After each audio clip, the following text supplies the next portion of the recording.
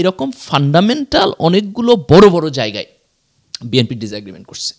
তো আমরা যদি এখন বিএনপির ডিসেন্টের কারণে এগুলো বাদ দিয়ে দিই, তাহলে এই যে গণ অভ্যুত্থানের মধ্য দিয়ে আমরা যে পরিবর্তনের স্বপ্ন দেখছি, সে পরিবর্তনই তো হবে না। ফেয়ার অপশন হইতে পারে আমি 2টা প্যাকেজ ভোটে দিব, যে একটা প্যাকেজে আমি বলবো যে ওকে এটা আমার কমন ফ্রেমওয়ার্ক, যেখানে সবাই এগ্রি করছে। তুমি ধরো বড় 3টা পার্টি আমি ধরলাম, যে যেখানে বিএনপি, আমি সহজ করে দেওয়ার জন্য, বিএনপি, জামাত এবং এনসিপি এগ্রি করছে, এটা হলো আমার প্যাকেজ নাম্বার 1। আর আমি প্যাকেজ নাম্বার 2 গেলাম, যেখানে আইদার বিএনপি ডিসএগ্রিমেন্ট করছে, অথবা জামাত ডিসএগ্রিমেন্ট করছে, অথবা এনসিপি ডিসএগ্রিমেন্ট করছে। যে গণভোটার নির্বাচন যদি একদিনে হয় এবং নির্বাচন যদি সুষ্ঠু না হয়, যে ধরো কোনো কারণে কোনো পাওয়ারফুল পলিটিক্যাল পার্টি বিভিন্ন জায়গায় নির্বাচনে ভোট কাইটা লয়ে গেল, নির্বাচনে ভায়োলেন্স হইল, তাইলে পরে তো গণভোটেও ভায়োলেন্স হইব, গণভোটও কাইটা লয়ে যাব। তাইলে আমি 2টারে একসাথ করে দিলে এইটার একটা সম্ভাবনা তৈরি হইতে পারে।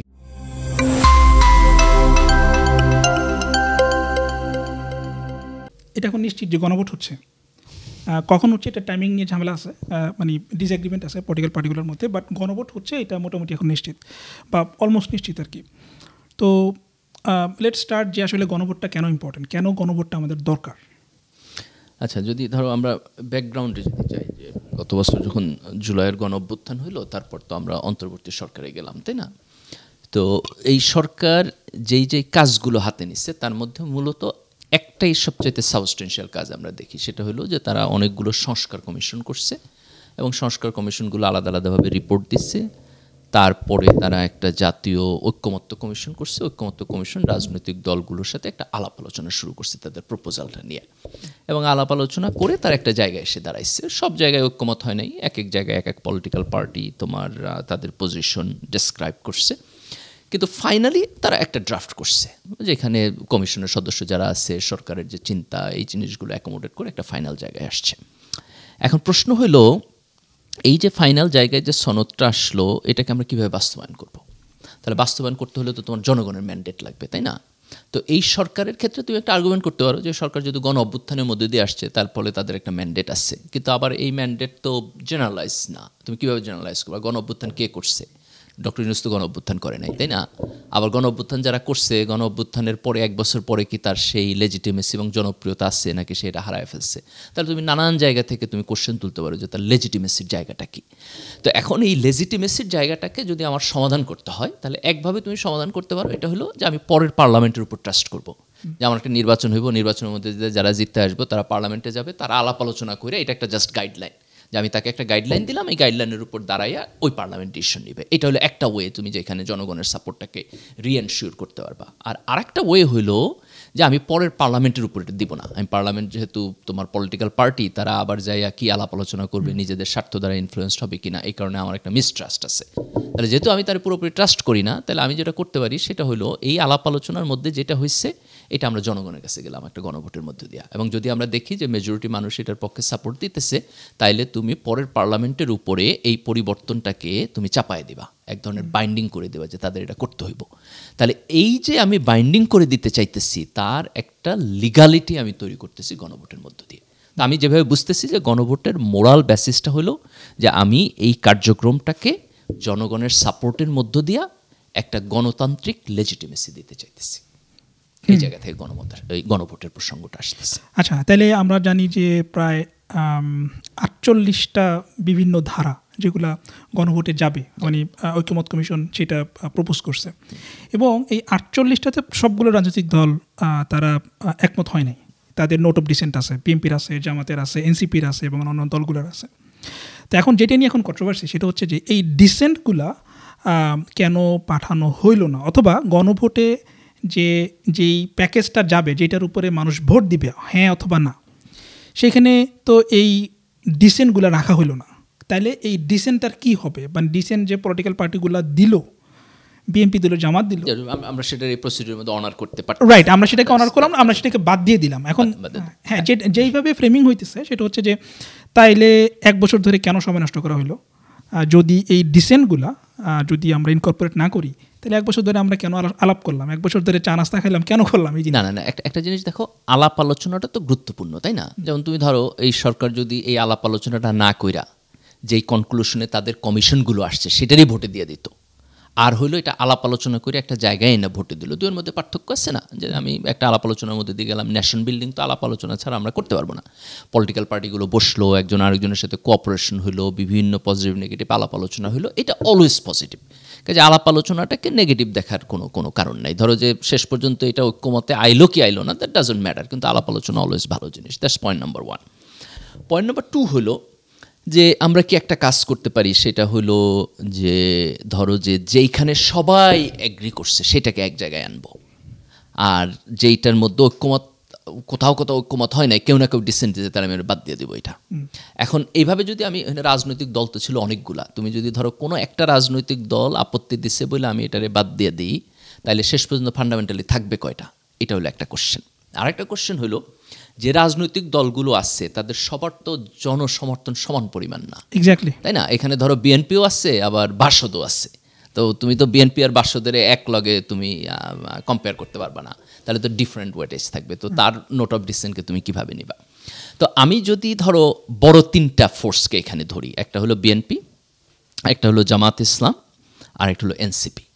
এই 3টাকে আমি কোন আর্গুমেন্টে ধরতেছি? যে আওয়ামী লীগ এবং জাতীয় পার্টি ড্রপ হওয়ার পরে আমাদের পলিটিক্যাল স্পেকট্রামে সবচেয়ে বড় পার্টি হলো বিএনপি। সে প্রিভিয়াসলি ক্ষমতা হয়ে গেছে, সরকার ফর্ম করছে। জামাত তাহলে সেকেন্ড হাইয়েস্ট পলিটিক্যাল পার্টি হিসেবে এখানে আসবে। এনসিপিকে আমি গণ অভ্যুত্থানের মধ্য দিয়ে আসা দল বলে মনে করতেছি। তাইলে এই 3টা পার্টির দিকে আমি ফোকাস করতে পারি ধরো বড় জায়গা থেকে।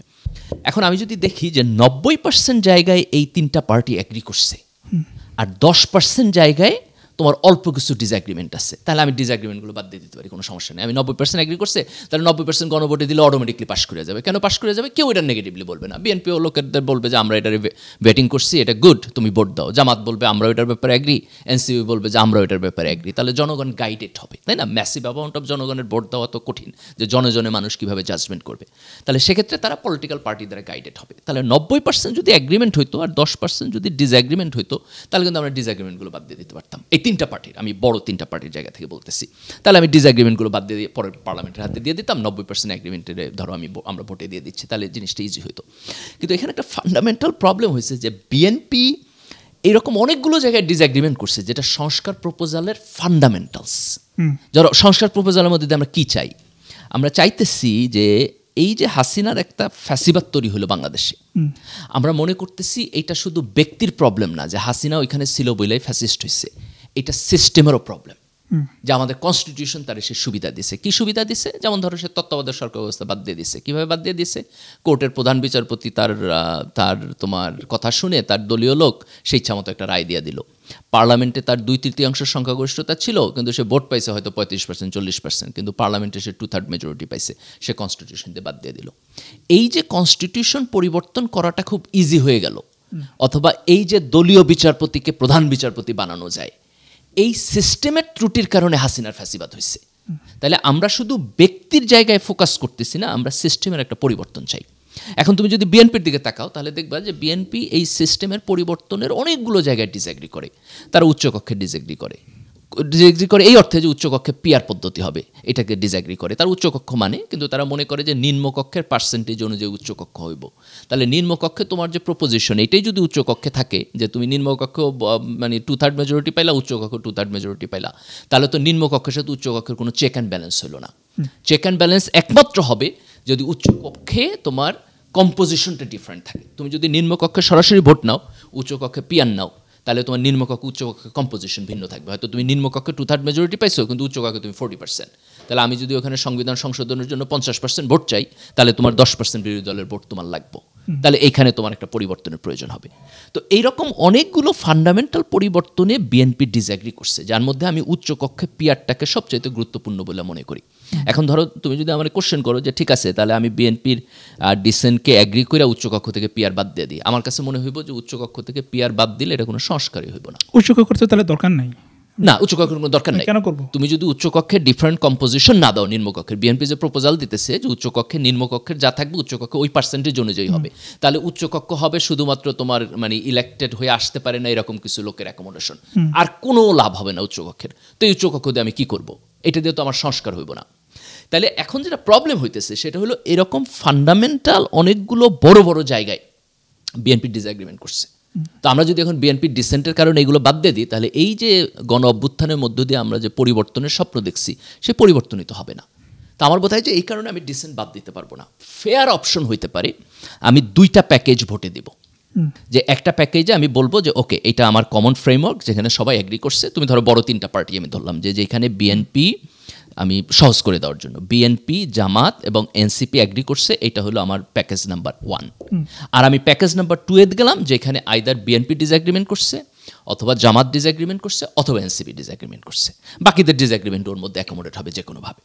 এখন এটা গেলে কি হবে, প্রথম প্যাকেজে সবাই হা বলবে, কারণ বিএনপি জাতিরে বলবে যে না আমরা এটা এগ্রি করি, হা বলো। জামাত বলবে যে আমরাও এটা এগ্রি করি, হা বলো। এনসিপিও বলবে আমরাও এটা এগ্রি করি, হা বলো। তাহলে লোকেরা প্রথম পয়েন্টে হা বলে দিল, সহজে তারা গাইডেড হয়ে গেল।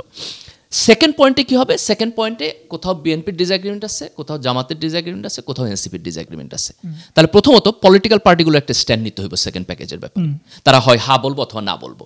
তারা মনে করতে পারে যে ঠিক আছে আমার অ্যাটলিস্ট একটা ডিসেন্টও যেহেতু হয়নি আছে, আমি এটা মানি না, এটা একটা পজিশনে তারা যাইতে পারে। অথবা তারা বলতে পারে যে না ঠিক আছে আমার 2-1টা ডিসএগ্রিমেন্ট হয়েছে, তারপর ওভারঅল এটা ভালো কাজে আমি এটা সাপোর্ট করব। তাহলে পলিটিক্যাল পার্টিগুলো একটা পজিটিভ নেগেটিভ তোমার স্ট্যান্ড নিল এটার পক্ষে। জনগণের দিক থেকে এখানে কোশ্চেনটা খুব সিম্পল হবে সেকেন্ড প্যাকেজে। কোশ্চেনটা হলো যে আমি কি বর্তমান সরকারের লিডারশিপে যেই সংস্কার প্রপোজাল হইতেছে এইটারে ট্রাস্ট করি, না আমি পলিটিক্যাল পার্টিরে বেশি ট্রাস্ট করি যে আগামী ইলেকশনে যারা ইলেক্টেড হয়ে আসবো সেই পার্লামেন্ট ডিসাইড করুক। আমি যদি মনে করি যে না আমি পলিটিক্যাল পার্টিকে ট্রাস্ট করি এবং তারা পার্লামেন্টে এসে আলাপ আলোচনা করে সংস্কার করুক, এইটার প্রতি আমার আস্থা বেশি, তাহলে আমি না ভোট দিব। আমি বলবো যে না এই ঐক্যমত কমিশনের দরকার নেই, এগুলো কিছু না, আগামী পার্লামেন্টে এসে সব কিছু ঠিক করবে, স্ট্রেট ফরওয়ার্ড। আর আমি যদি মনে করি যে না আসলে পলিটিক্যাল পার্টিগুলো সংস্কার ব্যাপারে কখনোই অনেস্ট না, তাদের উপর ছেড়ে দিলে তারা এটা ঠিকঠাক মতো করবে না, জুলাইয়ের গণ অভ্যুত্থানের মধ্য দিয়ে যে পরিবর্তন হয়েছে এই পরিবর্তনের কারণেই আজকে আলাপ আলোচনা হইতেছে, কাজে আমি চাই পরিবর্তনটা ইম্পোজ হোক, তাহলে আমি হ্যাঁ ভোট দেবো। তাহলে জনগণের সামনে এই পজিশন থাকবে তোমার খুব সিম্পল, যে আমি কি আগামী পার্লামেন্টকে ট্রাস্ট করব, না আমি আগামী পার্লামেন্টের উপরে আমার এই সংস্কার প্রপোজালটা ইম্পোজ করে দেব। তাহলে আমার মনে হয় যে একটা প্যাকেজের পরিবর্তে যদি 2টা প্যাকেজ যায়, যার একটার মধ্যে বিএনপি, জামাত, এনসিপির এগ্রিমেন্টগুলো থাকবে, আর আরেকটার মধ্যে থাকবে যেখানে এনি ওয়ান পার্টি, বিএনপি, জামাত অথবা এনসিপি ডিসএগ্রিমেন্ট করছে, তারা আরেকটা প্রপোজালের মধ্যে থাকবে। 2টা প্রপোজালে যাক, জনগণ তোমার এগ্রি করুক। আরেকটা কাজ হইতে পারে, সেটা হলো যে আমি যখন জনগণের ভোটে দিতেছি কত % লোকেরা হা ভোট দিলে আমরা এটাকে অ্যাগ্রি করব। এইখানে যেমন ধরো বিএনপি যেটা বলতে চাইতেছে, বিএনপির দিক থেকে অনেকে বলতে চাইতেছে যে এরা তো ইলেক্টেড লোক না, পার্লামেন্টের মূল কাজ হলো আইন প্রণয়ন, কাজে আমাদের এখানে আলাপ আলোচনা করার কি দরকার, আমরা পার্লামেন্টেই যাই। বিএনপিপন্থী অনেকে এরকম বলতেছে। তো সেই জায়গায় আমার পয়েন্ট হলো তুমি যদি গণভোটে যাও তাহলে এর চাইতে তো বড় ডেমোক্রেসি কিছু নাই। তুমি যে রিপ্রেজেন্টেটিভ ডেমোক্রেসিতে থাকো, যেখানে পার্লামেন্টে এসে সংসদ সদস্যরা আলোচনা করবে, তার চাইতে তো ডিরেক্ট গণভোটে যাইতে পারলে তার ইম্প্যাক্ট আরও বেশি। যেমন তুমি ধরো বড় যে কোনো ডিসিশন কিন্তু গণভোটে যায়, যেমন ধরো ইউরোপিয়ান কান্ট্রিগুলো যখন হচ্ছে তোমার ইউরোপীয় ইউনিয়নে যাবে কি থাকবে, এটা একটা তাদের ন্যাশনাল জায়গা থেকে অনেক বড় ডিসিশন ছিল। অলমোস্ট তোমার এভরি ডিসিশন হচ্ছে তোমার গণভোটে গেছে, যেখানে কনফ্লিক্টিং হয়েছে সেখানে গণভোটের মধ্যে দিয়ে গেছে। কনস্টিটিউশন অনেক দেশে গণভোটের মধ্য দিয়া তোমার সমাধান হয়। যেই জায়গায় পপুলেশন কম, যেমন সুইজারল্যান্ড, তারা মোর ফ্রিকোয়েন্টলি গণভোট করে। এক বছরে 3-4টা গণভোট হয়েছে, এরকম এক্সাম্পল আছে সুইজারল্যান্ডে, কারণ তাদের পপুলেশন কম, তার ফলে তারা ইজিলি এই জায়গাটাতে যাইতে পারে। এখন আমরা তো এত ফ্রিকোয়েন্টলি গণভোটে যাই না, যেহেতু আমাদের পপুলেশন অনেক বেশি। কিন্তু আমি যদি গণভোটে যাইতে পারি তাহলে তার লেজিটিমেসি বেটার, তাই না, যে জনগণ যদি অ্যাগ্রি করে। কিন্তু তুমি এখানে একটা পয়েন্ট বলতে পারো, আমি কি 50% ভোটে দিব কিনা। ধরো 51% হা হইলো, 49% না হইলো, তাহলে তো ডিফারেন্সটা তোমার মানে খুবই ক্লোজ। এবং সেই জায়গায় আমি পার্লামেন্টকে ওভাররাইড করবো কিনা, নাকি পরের পার্লামেন্টে দেবো। এইখানে আমি অ্যাগ্রি করি যে তুমি এটা 50% না দিয়ে এটা বাড়াইতে পারো। তুমি বলতে পারো যে ওকে 65% অথবা 70% হা ভোট লাগবে, আদারওয়াইজ আমি এটারে এই প্যাকেজ বাইন্ডিং করবো না, পরবর্তী পার্লামেন্টের উপর যাবে। ধরো একটা ভালো প্রপোজাল হইতে পারে এরকম যে আমি এটা গণভোটে দিলাম, যদি 50% ক্রস করে তাহলে এইটা আগামী পার্লামেন্টে এটা থাকবে জাস্ট একটা অ্যাডভাইস, যে আমরা জনমতটা জানলাম, জনগণের দিক থেকে তারা এটা সাপোর্ট করে। আর তুমি 50 থেকে বাড়াইয়া তুমি ধরো যে 65 অথবা 70% করে দাও, যে 70% উপরে অথবা 65-এর উপরে যদি হা ভোট পড়ে তাহলে এটা আগামী পার্লামেন্টের উপর বাইন্ডিং হবে। তাহলে আমরা একটা রিয়েল ডেমোক্রেসির মধ্যে থাকবো, যে আমরা জনমত দেখবো, পলিটিক্যাল পার্টি জনমতকে জাজ করবে এবং তারা জনমতকে অনার করতে বাধ্য থাকবে, ডিপেন্ডিং অন যে হ্যাঁ এবং না এর পার্থক্য কতখানি। না এটা আচ্ছা, ধরুন আমরা সেই পার্সেন্টেজের আলোতে আমরা পরে যাই, বাট এখন যে ডিসেন্ট নিয়ে যেই মানে দুইটা প্যাকেজ দিলে তো এটা সমাধান, দুইটা প্যাকেজ, রাইট।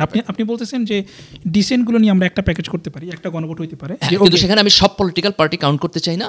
মানে আমি কাউন্ট করবো হলো বিএনপি, জামাত এবং এনসিপি, আর বাকি পার্টিগুলো অটোমেটিকলি আসবে ওইখানে আর কি। কিন্তু কারণ হলো যে তুমি যদি সব পার্টি ধরো তাহলে দেখবা যে সব জায়গায় কেউ না কেউ একটা করে ডিসেন্ট দিয়ে রাখছে, তাহলে তোমার মানে it will be more chaotic. তাহলে আমার এটাতে লেস ক্যাওয়াটিক করতে হবে। তাহলে লেস ক্যাওয়াটিক করার একটা উপায় হলো যে আমি যদি বিএনপি, জামাত এবং এনসিপিকে দেখি, এই তিনটা পার্টির ইয়েস নো দেখবো, যে যেখানে ডিসেন্ট আছে এটা একটা প্যাকেজ, যেটা ডিসেন্ট নাই এটা আরেকটা প্যাকেজ। হ্যাঁ, ওকে, আই থিঙ্ক এটা ইট মেক সেন্স। বাট আমরা যেখানে একটা গণভোট নিয়েই এত বিতর্ক হইতেছে, আরেকটা গণভোট বা দুটা গণভোট একসাথে হবে, মানে তুমি দুটা প্যাকেজের কোশ্চেন তো একসাথে দিবা, সো একসাথে দিবেন, ইটস দ্য সেম। মানে তোমার জাস্ট মানুষজন দুইটা ভোট দিবে, দুইটা ব্যালট পেপার, একটা হচ্ছে ধরো দুই কালারের ব্যালট পেপার দিলা মানুষের গাইড করার জন্য, তাই না? একটা ধরো তুমি হলুদ দিলা আর একটা সবুজ দিলা, কিছু একটা দিলা আর কি। তাহলে মানুষ বুঝলো যে এটা হচ্ছে যে সব এগ্রিমেন্ট করছে, এটার মধ্যে ডিসএগ্রিমেন্ট আছে, দ্যাটস ইট। কিন্তু দুইটা কোশ্চেন একসাথে যাবে, দুইটা ব্যালট পেপার থাকবে, একই নির্বাচনী অ্যারেঞ্জমেন্টের মধ্যে দুইটা হবে। ওকে, তো ওকে, ঠিক আছে, তাহলে এটা আমরা বুঝলাম। এরপরে একটা বড় পয়েন্ট অফ কন্টেনশন হচ্ছে যে গণভোটটা কখন হবে। আপনি কি এটা ইলেকশনের দিনে চান? যেমন বিএনপি আই থিঙ্ক প্রপোজ করছে যে এটা ইলেকশনের দিন একই দিনে হইতে পারে, জামায়াত চাচ্ছে এটা আগে হোক। আমার মাইন্ডসেটে আমি বোঝার চেষ্টা করতেছি যে ধরো আমার গোল কি, আমার অবজেক্টিভ কি। আমার গোল হলো আমি সংস্কার প্রস্তাবটাকে বাস্তবায়ন করতে চাই, এবং বাস্তবায়ন করতে চাই কিভাবে? আমি হচ্ছে জনগণের সাপোর্ট সহকারে একটা লেজিটিমেট গণতান্ত্রিক প্রক্রিয়ার মধ্য দিয়া। তাহলে আমার গণভোট লাগবে, নাম্বার 1। নাম্বার 2 হলো যে গণভোটে একটা সার্টেন লেভেল অফ অ্যাপ্রুভাল যদি আমি পাই, তাহলে এটা বাইন্ডিং হইতে হবে, আগামী পার্লামেন্টের উপর ছেড়ে দেওয়া যাবে না। কেন ছেড়ে দেওয়া যাবে না? কারণ আমরা পলিটিক্যাল পার্টিগুলো আমাদের দেশে এত ভালো না সাধারণত। তারা পরিবর্তনের, যেমন ধরো বিচার বিভাগ পৃথকীকরণ করার ব্যাপারে অনেক দিন আগে কোর্টের রায় আসছে, কিন্তু কোনো দল এটা করতে চায় না। ধরো 54 ধারা লয়ে আমাদের মানে তোমার সমালোচনা আছে, কোনো পার্টির বাদ দিতে চায় না। ক্ষমতায় গেলেই তারা মনে করে যে এটা তার জন্য কমফোর্টেবল। তো এই যে পলিটিক্যাল পার্টিগুলোকে আমি ট্রাস্ট করি না। আমি মনে করি যে পলিটিক্যাল পার্টিগুলো সংসদে যাওয়ার পর তাদের নিজেদের ইন্টারেস্ট দ্বারা মোর ইনফ্লুয়েসড হয়। এই কারণে আমি তাদের উপর সংস্কার প্রপোজালটা যদি ইম্পোজ করা যায় এর পক্ষে। কিন্তু ইম্পোজটা আমি অগণতান্ত্রিক পদ্ধতিতে করতে চাই না, আমি এটা গণতান্ত্রিক অ্যাপ্রুভাল নিয়ে করতে চাই। তাহলে আমি যদি গণতান্ত্রিক অ্যাপ্রুভালে দেখি যে একটা সার্টেন লেভেল অফ অ্যাপ্রুভাল আমি পাইছি, তাহলে আমি চাই এটা বাইন্ডিং হোক, এটা আমার চাওয়া। এখন এই চাওয়ার সাথে গণভোট কখন হবে না না হবে এটার সম্পর্কটা কি, আমি এই জায়গা থেকে দেখতে চাই যে আমার চাওয়ার জন্য এটা পজিটিভ না নেগেটিভ। তখন আমি যদি একটা এক্সিকিউটিভ অর্ডারে যাই, যে সরকার কোনোভাবে একটা এক্সিকিউটিভ অর্ডার দিল যে ওকে, যে এটা জুলাই গণঅভ্যুত্থানের মধ্যে থেকে আসছে, মানুষের আকাঙ্ক্ষা, এই সার্বভৌম ইচ্ছার জায়গা থেকে আমরা হইলাম এই জায়গায় অ্যাগ্রি করলাম যে একটা গণভোট হইব, গণভোটের মধ্য দিয়া এই পরিবর্তনগুলো পরবর্তী সংসদ রেটিফিকেশন করতে বাধ্য থাকবে। তাহলে এই অর্ডারের মধ্য দিয়ে যদি আমি যাই, তাহলে গণভোট আমার 1 মাস আগে হলো না পরে হলো, 2 দিন আগে না পরে, তাতে আমি কোনো ইট ডাজন্ট ম্যাটার। আমার এই আদেশটা ঠিক মতো আছে কিনা এটা ইম্পর্টেন্ট, গণভোটটা হইতেছে কিনা এটা ইম্পর্টেন্ট, পরের পার্লামেন্টে এটা বাস্তবায়নের বাধ্যবাধকতাটা কিভাবে থাকবে সেটা ইম্পর্টেন্ট। তো এই জায়গায় আমি আর্লি গণভোট হওয়া এবং নির্বাচনের সাথে গণভোট হওয়া, এই জায়গার মধ্যে ফান্ডামেন্টাল কোনো পার্থক্য দেখি না। 2টা ডাইমেনশন এখানে আমরা চিন্তা করি। একটা ডাইমেনশন হলো আমরা যদি আগে ইলেকশনটা করতে চাই, যে গণভোটটা আগে হবে, তাইলে আমার একটা অতিরিক্ত টাকা খরচ হবে, এটা হচ্ছে তোমার নেগেটিভ দিক। পজিটিভ দিক একটা জায়গা যেখানে হয়তো একটা সাবস্টেন্সিয়াল আর্গুমেন্ট করা যায়, সেটা হলো যে গণভোটটা নির্বাচন যদি একদিনে হয় এবং নির্বাচন যদি সুষ্ঠু না হয়, যে ধরো কোনো কারণে কোনো পাওয়ারফুল পলিটিক্যাল পার্টি বিভিন্ন জায়গায় নির্বাচনে ভোট কাইটা লয়ে গেল, নির্বাচনে ভায়োলেন্স হইল, তাইলে পরে তো গণভোটেও ভায়োলেন্স হইব, গণভোটও কাইটা লয়ে যাব। তাইলে আমি দুইটারে একসাথ করে দিলে এইটার একটা সম্ভাবনা তৈরি হতে পারে। কিন্তু গণভোট যদি আগে হয়, তাহলে হয়তো পলিটিক্যাল পার্টি যেহেতু কিছুদিন পর নির্বাচন আসছে, তারা এই শুধু গণভোটে তোমার এভাবে সাবস্টেন্সিয়ালি ভোট কাটায় হয়তো যাবে না। আবার যেমন তুমি ধরো যখন তুমি নির্বাচনে যাইবা, তখন প্রত্যেক এলাকায় তোমার এমপি প্রার্থী আছে, তাই না? সে জিততে চাইবে, এই জায়গায় তোমার একটা পাওয়ার প্র্যাকটিস হইতে পারে। কিন্তু গণভোট যদি আগে হয়, তখন তো তোমার কোনো প্রার্থী নাই, তার ফলে এলাকায় কেউই এককভাবে তোমার ভোট কাটতে হয়তো যাবে না। তো সেই জায়গা থেকে গণভোটটাকে সুষ্ঠু করার জন্য তুমি দাবি করতে পারো গণভোটটা নির্বাচন থেকে একটু আগে হইলে ভালো হয়। তো সেক্ষেত্রে আবার এরকম চিন্তা করতে পারো যে ঠিক আছে, আমি গণভোটটা খুব আগে না করে গণভোটের নির্বাচন পরপর 2 দিন হইতে পারে। ধরো প্রথম দিন গণভোট হলো, দ্বিতীয় দিন ইলেকশন হলো, you can think about that. অথবা একই দিনে হইলো। তো সুষ্ঠু নির্বাচনের সম্ভাবনা যদি থাকে, তাহলে একই দিনে হওয়ার মধ্যে আমি কোনো আপত্তি দেখি না। কিন্তু আমি যেখানে মোর ইম্পর্টেন্স দেব সেটা হলো যেই এক্সিকিউটিভ অর্ডারের আন্ডারে এটা হবে, সেই অর্ডারটা ক্রিস্টাল ক্লিয়ার থাকতে হবে যে কোন জায়গা থেকে অর্ডারটা কিভাবে আসতেছে, তার পদ্ধতি, লেজিটিমেসি, এই জায়গাগুলো ক্লিয়ার থাকতে হবে। হ্যাঁ, তার মানে আমার মনে হয় এটা একটা ইন্টারেস্টিং যে আমরা যদি পরপর 2 দিন ভোটিংটা করতে পারি, একদিন প্রথম দিন গণভোট হয়ে গেল, এবং দ্বিতীয় দিন হচ্ছে ইলেকশন, এবং তুমি কাউন্টিং এট দ্য এন্ডে করতে পারো, মানে all the official will be in their, right? Presiding officer রাতে থাকবে, ফুল টাইম ওখানে তারা থাকবে। প্রথম দিন গণভোট হলো, সিলড হয়ে এটা থাকলো, পরের দিনে তোমার ইলেকশন হলো, পরের দিন ইলেকশন হওয়ার পরে তুমি হচ্ছে রেজাল্ট পাবলিশ করলা। এটা হইতে পারে, এক্সপার্টরা চিন্তা ভাবনা করতে। হ্যাঁ, এটা এবং ওই যে খরচের যে কনসার্ন, তাহলে খরচের কনসার্নটা তোমার কমে যাবে, এক্স্যাক্টলি ডিফারেন্ট অ্যারেঞ্জমেন্টের কনসার্নটা কমে যাবে। গণভোটের কারণে তোমার নির্বাচন পিছিয়ে যাইতেছে কিনা সেই কনসার্নও তোমার এখান থেকে, হ্যাঁ, মানে লজিস্টিক্যাল যে ইস্যুস, যে হ্যাঁ আইন শৃঙ্খলা রক্ষাকারী বাহিনী তাদেরকে মোবিলাইজ করতে হবে, খরচ, ব্যালট পেপার প্রিন্ট সেগুলো আলাদা করে পাঠানো, 2টার জন্য আলাদা করে পাঠানো, এখন একবারে একসাথেই সেই ব্যালট পেপার পাঠানো যাবে, একই ভোট কেন্দ্র থাকতেছে, একই আইন শৃঙ্খলা রক্ষাকারী বাহিনী তারাই কাজ করবে। এটা জাস্ট 2 দিন, প্রথম দিন এবং দ্বিতীয় দিন, প্রথম দিন গণভোট, দ্বিতীয় দিন জাতীয় পার্লামেন্ট ইলেকশন। আমি মনে করি এটা একটা প্রবাবল অপশন হইতে পারে। হ্যাঁ, এটা মানে আমার কাছে মনে হয় এটা একটা পাওয়ারফুল অপশন, এটা একটা পাওয়ারফুল অপশন যে আপনার এক্ষেত্রে মানে এক্ষেত্রে সবার মন রক্ষা হয় বলে আমার ধারণা। মানে সবার মন রক্ষা করাটা এখানে ইম্পর্টেন্ট না, কিন্তু সবার অপিনিয়নকে অ্যাকোমোডেট করে একটা কনসেনসাসে যাওয়াটা ইম্পর্টেন্ট। হ্যাঁ, মানে যেটা আমাদেরকে মাথায় রাখতে হবে সেটা হলো যে দেখো, আমি যদি বিএনপি, জামাত এবং এনসিপিকে অ্যাকোমোডেট করতে পারি যে কোনো কিছুর মধ্য দিয়ে একটা কনভার্জেন্সি, তাহলে আমার ডাইভার্জেন্সি না যাওয়া ভালো। কারণ আমার তো একটা ঐক্যমতের ভিত্তিতে ন্যাশন বিল্ডিং করতে হইব, তাই না? ইভেন আমি যদি বাকি সবাইরও একমত করতে পারি তাহলে আরও ভালো। কিন্তু যদি এরকম হয় যে না, আমি 20টা পলিটিক্যাল পার্টির একসাথে কনভার্স করতে পারছি না, অ্যাটলিস্ট যারা পাওয়ারফুল, যারা বড়, যারা মোর রিপ্রেজেন্টেশন অফ দ্য পিপল আছে, সেই পার্টিগুলোর যদি আমি একসাথে অ্যাকোমোডেট করতে পারি, তাহলে আমার এমন কোনো অপশনে যাওয়া উচিত না যে অপশনে তোমার ডাইভার্জেন্স হবে। এই পুরো ঐক্যমত কমিশনের আলোচনায় আমি যেটা মিসিং দেখি, একটা সাবস্টেন্সিয়াল জিনিস মিসিং, সেটা হলো যে তুমি কোনো 2টা পলিটিক্যাল পার্টির মিউচুয়াল আলাপ আলোচনা নাই বড় পার্টিগুলোর মধ্যে। ধর বিএনপি জামাতকে তুমি কখনো দেখছো একসাথে বসে আলোচনা করছে? অথবা তুমি জামাত এনসিপিরে দেখছো, অথবা বিএনপি এনসিপিরে দেখছো? সকল আলোচনা হয়েছে ইউনুসের লিডারশিপ ঐক্যমত্য কমিশনের মধ্যে। কিন্তু কেন পলিটিক্যাল পার্টিগুলোর মধ্যে দ্বিপাক্ষিক আলোচনা নাই কেন? মানে এটা কি একদমই হয় নাই বলতেছেন আপনি? আমি বলছি পলিসি লেভেলে, যে ধরো যে তুমি এই সংস্কার প্রস্তাবে কি এগ্রি করতেছো। কিন্তু সেটা কেন ইম্পর্টেন্ট? ইম্পর্টেন্ট হলো যে একটা পলিটিক্যাল এনভায়রনমেন্টে তুমি আর আমি স্টেক হোল্ডার, তোমার আমার সাথে আলোচনা হবে না, আমি তোমার সাথে আলোচনা না, হয়তো ব্যাকডোর আলোচনা তো হইছে, ব্যাকডোর আলোচনা হবে না, হয়তো অফিশিয়াল। যেমন তুমি ধরো এই যে এখন ইলেকশন কখন হইব এটা নিয়ে, যেই মানে গণভোট কখন হবে এটা লইয়া যে আলাপ আলোচনা আছে, সেখানে বিএনপি জামাত কি মিউচুয়াল আলোচনা করতে পারে না? সেখানে কি তোমার বিএনপি এনসিপি মিউচুয়াল আলোচনা করতে পারে না? আমার ধারণা হয়তো মধ্যে একটা কনক্লুসিভ টার্মে আসতে পারে না? হ্যাঁ, আমার ধারণা হয়তো যে নিউজ ডাকলে বসে আলোচনা করতে হবে না, তারাই না আর্গুমেন্ট করে আমরা পলিটিক্যাল পার্টি, তাহলে why is your leadership to solve the national problem? Exactly. হ্যাঁ, না, তারা হয়তো মানে আমার ধারণা যে তারা হয়তো ডেফিনেটলি তাদের ব্যাক চ্যানেল আছে যেগুলো নিয়ে তারা আলাপ। না, আমি ব্যাক চ্যানেল কথা বলতেছি, কিন্তু বলতেছি যে ফর্মালি বসে না। ইয়েস, ফর্মালি বসে কেন তোমরা আলোচনা করতেছো না? তোমার আলোচনায় বসাইতে হইলে কেন অল দ্য টাইম গভর্নমেন্টকে লাগবে? একটা নন ইলেক্টেড গভর্নমেন্ট, যেটা তুমি বলতেছো যে ইলেক্টেড গভর্নমেন্ট না, তারা কেন লাগবে? হ্যাঁ, তারা তো লিডারশিপ শো করতে পারতেছে না। না, লিডারশিপ শো তো করতে পারছে না। তো পলিটিক্যাল পার্টিগুলো যদি একজন আরেকজনের সাথে, তুমি ধরো যে আওয়ামী লীগ বিএনপির যে অবস্থা ছিল, কি একজন আরেকজন লাগে আলাপ আলোচনা করতো না, আরেকটা ছিল যে যখন আলোচনায় বসতো সমাধান হইতো না। আমরা এর আগে আওয়ামী লীগের মহাসচিব, বিএনপির মহাসচিব, তোমার মনে আছে কিনা, তত্ত্বাবধায়ক সরকার নিয়ে সিরিজ আলোচনা করছে, তখন মান্নান ভুঁইয়া আর হচ্ছে জলিল, কিন্তু কিছুই হয় নাই। তার মানে হলো যে তারা একজন আরেকজনের সাথে আলোচনায় বসতে কম্পেটেবল ছিল না, এবং আলোচনায় বসে কোনো সমাধান আসতে পারতো না। এখন প্রশ্ন হলো, আমরা কি স্টিল একই পলিটিক্যাল কালচারে আছি, নাকি পলিটিক্যাল পার্টিগুলো ডেভেলপ করছে? না, আমার মনে হয় যে এটা আসলে চেঞ্জ হয়নি। এই যে তাহলে কালচারে চেঞ্জ হয়নি, তাহলে যদি কালচারে চেঞ্জ না হয়, তাহলে পলিটিক্যাল পার্টিগুলোর আমি কেমনে ট্রাস্ট করি? তার খাসলতেরই যদি পরিবর্তন না হয়, তাহলে তো you are still in the same phase যেখানে তুমি আগেই ছিলা, তাই না? আমি নাগরিক হিসাবে দেখতে চাই যে জুলাই উত্তর বাংলাদেশে আমরা একটা ভালো পরিবর্তনের দিকে যাইতেছি, তাহলে তো আমি দেখবো যে পলিটিক্যাল পার্টিগুলো একজন আরেকজনের মোর রেসপেক্ট করে, এবং তারা একজনের সাথে মোর আলাপ আলোচনায় বসে।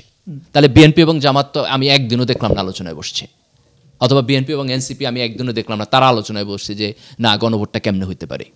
তার মানে হচ্ছে তারা নিজেরা এই আলাপ আলোচনাটারে কন্টিনিউ করা অথবা কোঅর্ডিনেশন করার মতো মিউচুয়াল রিলেশনশিপের অবস্থানে নাই, অথবা ইন্টারেস্টেড অবস্থানে নাই। মাই question is that healthy for the nation?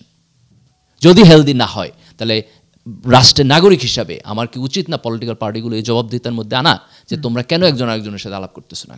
না, এক্স্যাক্টলি। আপনি দেখেন যে আমরা এই আর্গুমেন্টটা প্রায় শুনি, বড় স্পেশালি বিএনপির কাছ থেকে যে আনইলেক্টেড গভর্নমেন্ট তাদের লেজিটিমেসি বা তাদের এখতিয়ার শব্দটা আপনি অনেক শুনবেন যে তাদের এখতিয়ার আছে কিনা। এখন আপনি দেখেন যে যে প্রবলেমগুলো হচ্ছে, যে ডিসএগ্রিমেন্টগুলো হচ্ছে, ডিসএগ্রিমেন্টেরটাকে সলভ করার জন্য আপনার এই আনইলেক্টেড এই বডিটা কি লাগতেছে, যারা এসে আপনাদেরকে এক জায়গায় নিয়ে বসতেছে। এক্স্যাক্টলি, ধরো যে এখন বিএনপির তারেক রহমান অথবা জামাতের ডক্টর শফিকুর রহমান, ওনারা তো আগামী নির্বাচনে একজন আরেকজনের সাথে কম্পিট করবে, তো ওনারা যদি ন্যাশনাল লিডারই হয় তাহলে তো সেই ন্যাশনাল লিডারের অ্যাপ্রোচ থাকতে হবে ওনার মধ্যে। সেই অ্যাপ্রোচটা কি? অ্যাপ্রোচ হলো একটা প্রবলেম উনি সলভ করতে পারে, তাই না? ইনুসের বাদ দেয়া, ইনুসেরই যদি লাগে সলভ করতে, তাহলে তো ইনুস তোমার চাইতে বড় ন্যাশনাল লিডার। মানে এটাই তো হয়ে আসছে, আমরা দেখছি যে মানে ইভেন ধরেন যে তত্ত্বাবধায়ক সরকারটা যেই কারণে বাংলাদেশে আছে, সেটা কেন আছে? আপনি কেন আনইলেক্টেড লোকদেরকে এনে আপনি একটা ইলেকশন করতে হবে? এক্স্যাক্টলি, কারণ পলিটিক্যাল পার্টি একজন আরেকজনের মানে যে ক্ষমতা থাকে সেই ইলেকশন তোমার 2 নম্বরের ভাবে রিগিং করতে চায়। তার মানে হচ্ছে আপনারা এখনো সিভিলাইজড হন নাই, সিভিল হন নাই, এনাফ সিভিল না, নাম্বার 1। নাম্বার 2 হইলো আপনারা ছোটো পোলাপানের মতো এই মানে খেলনা গাড়ি নিয়ে আপনারা এখনও টানাটানি করেন যে এইটা আমার, এটাও আমার। আপনারা এখনও মানে পিসফুলি পাওয়ার ট্রান্সফারের যে ব্যাপারটা, এই সিভিল জায়গাটাতে আপনারা এখনো যাইতে পারেন। এবং মানে আমার যেখানে আমার খুব সাবস্টেন্সিয়াল ইস্যু আমি ধরতে চাই, সেটা হলো জুলাইয়ের পরে আমি পলিটিক্যাল পার্টিগুলোর মধ্যেও তো এটা দেখতেছি না যে তারা একজন আরেকজনের সাথে মিউচুয়াল রেসপেক্ট নিয়ে আলাপ আলোচনা করে একটা জায়গায় আসতে পারে। তার মানে উন্নতি তো হয় নাই, মানে বাইলেটারাল আলোচনাটা হয় নাই, ঐক্যমত কমিশনে তারা আলাপ করছে, ঐক্যমত কমিশন আলোচনা হচ্ছে, that is a good sign, that's a good sign, I agree 100% agree. ঐক্যমত কমিশনে যে আলোচনাটা ব্যাক অ্যান্ড ফোর্থ হয়েছে সেটা দুর্দান্ত, এটাকে আমি অসাধারণভাবে, এটা বাংলাদেশের ইতিহাসে মনে হয় বাংলাদেশের ইতিহাসে প্রথমবার হয়েছে। কিন্তু এখানে এই কম্পোনেন্টটা মিসিং, যে পলিটিক্যাল পার্টিগুলো একজন আরেকজনের সাথে তোমার বাইল্যাটারাল কোনো আলোচনা করছে, বাইল্যাটারাল করে না। তার মানে কনক্লুশনটা হলো এই যে জুলাইয়ের গণ অভ্যুত্থান যে একটা বিশাল পরিবর্তনের এনভায়রনমেন্ট তৈরি করছে, এটা যদি না হইতো, পলিটিক্যাল পার্টিগুলো যদি পাওয়ারফুল থাকতো, তাইলে এইটুক ভদ্রতা তারা দেখাইতো কিনা এটা নিয়ে আমাদের সন্দেহ আছে। এক্স্যাক্টলি, এবং দ্যাট ইজ দ্য রিজন যেই কারণে আগামী পার্লামেন্টের হাতে আমি সংস্কার প্রস্তাব ছাড়তে চাই না, আমরা ছাড়তে চাই না। তুমি যদি আগামী পার্লামেন্টের জাজমেন্টের হাতে ছেড়ে দাও, তাহলে যে ক্ষমতায় জিততে আসবে সে যেদিন জিততে যাবে পার্লামেন্টে, সেদিনই দেখবে সংস্কার প্রস্তাবের ব্যাপারে সে নেগেটিভ অ্যাটিটিউড দেখাবে। তাহলে তার উপরে ছাড়া তার জাজমেন্ট ট্রাস্ট করার কিছু নাই। এক্স্যাক্টলি, এখানে মেবি খুব বেশি রেলিভেন্ট না, বাট একটা জিনিস আমি এখন ব্রিং আপ করি। দেখেন, সেটা হচ্ছে যে আপনার 5ই আগস্টের পরে তারেক রহমানের সাথে যে আলাপ আলোচনা হয়েছিল নাহিদদের, সেখানে তো জাতীয় সরকার করার প্রস্তাব নাহিদরা দিয়েছিল। সো সেই প্রস্তাবে তো বিএনপি রাজি হয় নাই না, বিএনপি তখন জাতীয়। এবং দেখেন এখন যত কথাবার্তা আমরা রশি টানাটানি যা হচ্ছে, ডিসএগ্রিমেন্ট যা হচ্ছে, তখন যদি মনে করেন যে বিএনপি থেকে 3 জন, জামাত থেকে 3 জন, এরকম একটা জাতীয় সরকার যদি হইতো, আমার তো ধারণা যে সেই সরকারটা would have been much more powerful, much more আপনার এফিশিয়েন্ট। মানে আমাদের দেশের যে প্রবলেমগুলো, আইন শৃঙ্খলা বা আরও যা যা আছে, তারা তো আরও বেটার সেটা হ্যান্ডেল করতে পারে, বিকজ তারা পলিটিশিয়ান এবং তারা একটা জায়গায় বসে তারা নেশন বিল্ডিংয়ের কাছে তারা করতে পারতো। দেখেন, সেই সুযোগটাও তারা নেয় নাই, সেটাও তারা বলছে যে না আমরা যাব না। সেটা তারা ইউনুস বা তাদের ভাষায় আনইলেক্টেড লোকদেরকে তারা দিয়ে দিছে, এবং এখন সব কিছুর জন্য তারা আবার এই সরকারকে আবার দোষারোপ করতেছে। ট্রু। তবে এখানে একটা জিনিস কিন্তু মাথায় রাখতে হবে যে ধরো আমি পলিটিক্যাল গভর্নমেন্টের এই ভুল ত্রুটি থাকার পরও, তার ব্যাপারে মিসট্রাস্ট থাকার পরও তুমি দেশ পরিচালনার পদ্ধতি পলিটিক্যাল প্রসেসের বাইরে দিতে পারবে না। কেন দিতে পারবে না? কারণ হলো আনইলেক্টেড লোকেরা লম্বা সময় ক্ষমতায় থাকলে এরা পলিটিক্যাল লোকদের চেয়ে আরও খারাপ হবে। তার কারণে পলিটিক্যাল লোকদের একটা এন্ড অফ দ্য ডে একটা জবাবদিহিতা থাকে। Right, that's the nature of the power. Exactly, power যদি অ্যাকাউন্টেবল না, হ্যাঁ, তুমি ধরো অন্তর্বর্তী সরকার বা তত্ত্বাবধায়ক সরকারের লম্বা সময় রাখলে একই জিনিস হবে। তো ঠিক একই কারণে ধরো তুমি যদি শুধু ঐক্যমত্য কমিশনের ম্যান্ডেট অথবা ইউনুস সরকারের ম্যান্ডেট দিয়ে এটা চাপাই দিতে চাও, আমি মনে করবো সেটা রাইট প্রসেস না। তোমার জনগণের লেজিটিমেসি লাগবে। কিন্তু আমি যদি একই সাথে পার্লামেন্টকে কিছুটা মিসট্রাস্ট করি, দ্য ওনলি ওয়ে আমি জনগণের লেজিটিমেসি পাইতে পারি থ্রু গণভোট।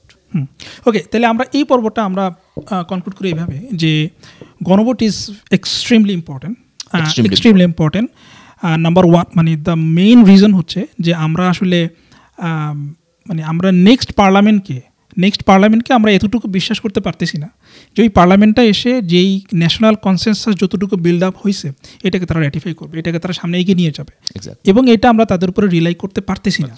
আমরা ফর লেজিটিমেট রিজনস আমরা এটা করতে পারতেছি না। সো গণভোট ইজ এক্সট্রিমলি ইম্পর্টেন্ট। এবং আমরা বলছি যে হ্যাঁ, এটা বাইন্ডিং হইতে হবে, সো দ্যাট নেক্সট পার্লামেন্ট এটাকে র্যাটিফাই করতে পারে।